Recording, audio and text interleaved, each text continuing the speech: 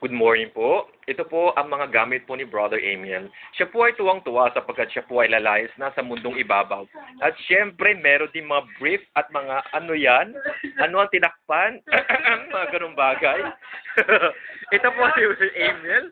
Ganito po ang itsura ng kanyang kwarto. Hindi po ito itsura ng kanyang pag-iimpake. Ito po itsura ng talaga ng kwarto niya 24/7. Ito po ang kanyang mesa. 5 tao kaya nandito. Oo, kahit na 5 tao ito, kahit katulad ng kwarto ko, kahit 3 tao, eh nalilinis ko naman bago matulog. Katulad po ng tuwalang yan, ginamit po nila, sinabit lang po sa gilid. Itong tuwalya pong ito ay ginamit din, pero iniwan po sa ibabaw na table dyan ng 3 araw. And it was wet, kaya amoy amag na po siya. At syempre, hindi halata may amag kasi green. Naman. Lumot na. At ipapakita ko po ang CR. Ganito ang itsura ng CR niya. Wow, malinis. Ay, malinis? Malinis konti? Ay, ayoko tagtindan ang ilalim ng inidoro. Tama.